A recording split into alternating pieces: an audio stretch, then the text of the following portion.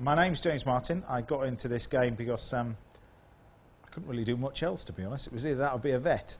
And the queue for the vet was too long and I was too thick, so I ended up being a chef. And I kind of always wanted to do it because my parents were farmers, so I was surrounded by good food, great ingredients, and I kind of, never really thought about doing anything else, to be honest.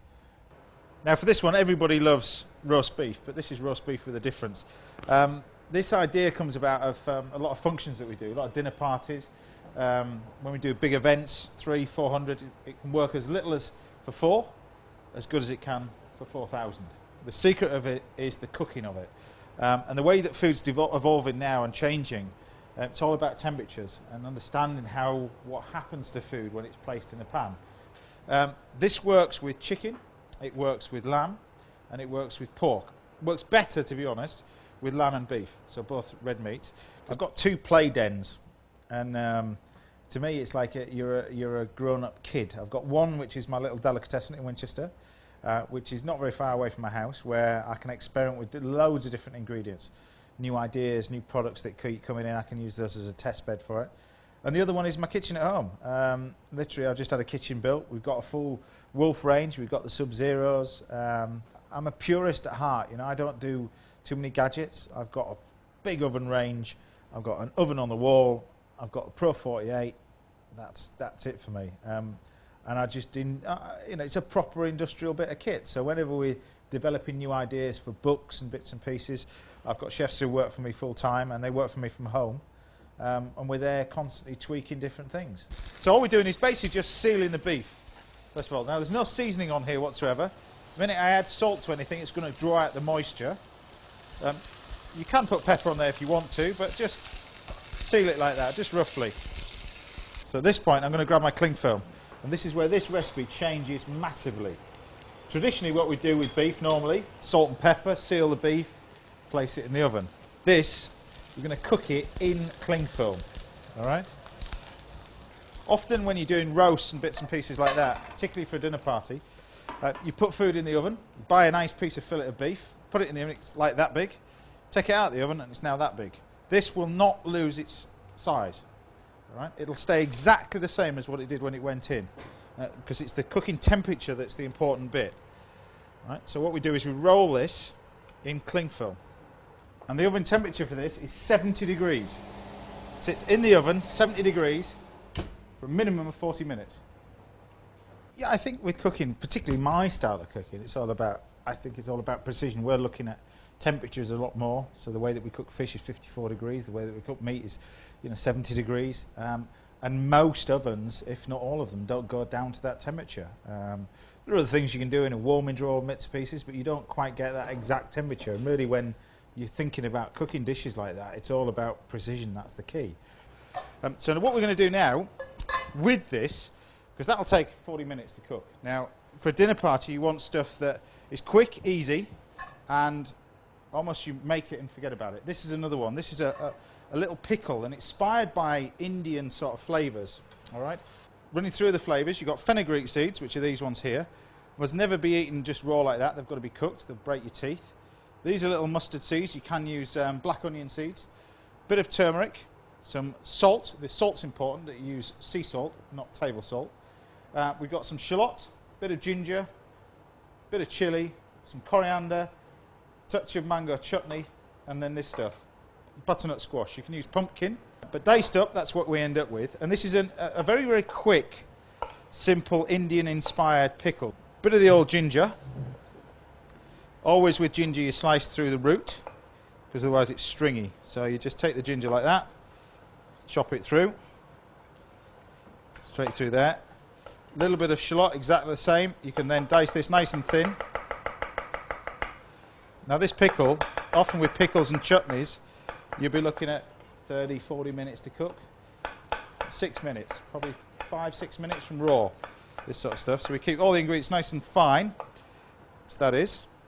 Just roughly chop the onion. Bit of chilli. You can put as much chilli as you want, but we just chop the chilli. So oil, straight in there. In we go with the butternut squash. Start to fry that off. pinch of sugar. Good pinch of sugar. Turn the heat up. Now we can grab our ginger, chilli, whole lot going now. Start to heat that up. The fenugreek seeds, these are quite unusual, these little fellas, but you do need to cook these out. So in go the fenugreek seeds. You put some mustard seeds, like I say, you can get some black onion seeds, which are really nice as well. They go in as well. Turmeric. You need to be quite careful with turmeric, and it's the big mistake when people are cooking Indian food at home. They try and put too much turmeric in. It's quite a strong spice. It doesn't appear that, but it is quite strong, so you use a small amount. That's it.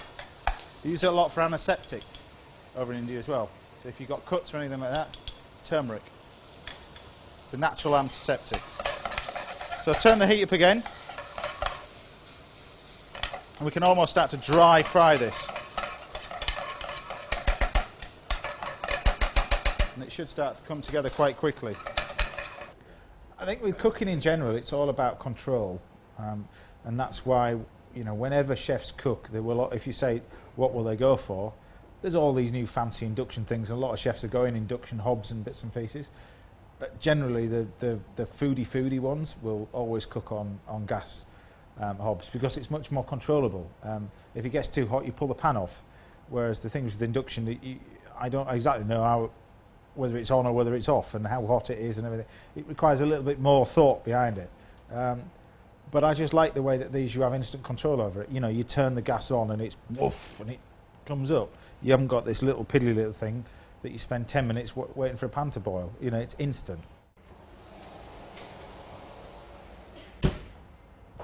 Now, while I'm taking a tray out of a cloth, this comes straight out of the oven and it's cooking. And it's still the same size as what it was when it went in. All right? So you don't lose any of the size. What we can do is open this up, just carefully, like that.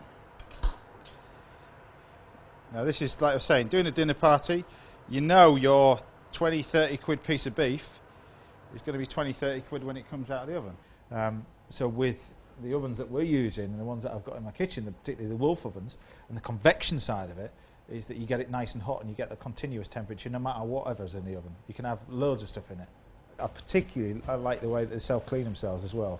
It's one of the great things. Typical bloke in the kitchen. The ovens, you push self-clean, shuts the oven door, leave it for 4 hours, open the oven door, it's clean. What we're going to do now is grab some oil, and I'm going to colour this all the way around. Just a nice hot pan, and that's just going to seal that. So I'm going to seal it all the way around just to get it nice and crisp. So obviously it's soft where it's been sat in cling film. I'm going to seal it all the way around. You know, Wolf is the cook's cooker. Purely the fact that if you were looking for something similar in the commercial market that you wanted to put in your home, you're looking at probably £80,000 to £90,000 for a unit that size of this table. And that's the great thing about these things. You can have a mix and match. So if you're really true keen chef who really wants to experiment with food a lot more, you can have the solid top part of the oven. So you could have a solid top, double burners, and then maybe the char grill. But most importantly with these things, the extractions that we use in the restaurant, really, particularly one of the restaurants that I've got in the Caribbean, I mean, literally, if that's on full, your air's like this, because it's 50 degrees in there. You need it to pump out some serious heat. But certainly they're going to be ample enough. No matter whatever you cook at home, they're going to be ample enough to get rid of it all. And above all else, there's nice light off it. I like the little red heat lamps that come with it as well. If you want to warm and keep meat nice and warm, you can put it under the red lamps as well, which is nice. And easy to keep clean. You know, they've taken the same sort of design off the commercial industry, as in the griddles that you get in the ventilation units come out, you can put them in the dishwasher. It's exactly the same thing as we do in the commercial kitchens, but again for the domestic market. So they're taking the influences from there, but making it accessible for people in their own home.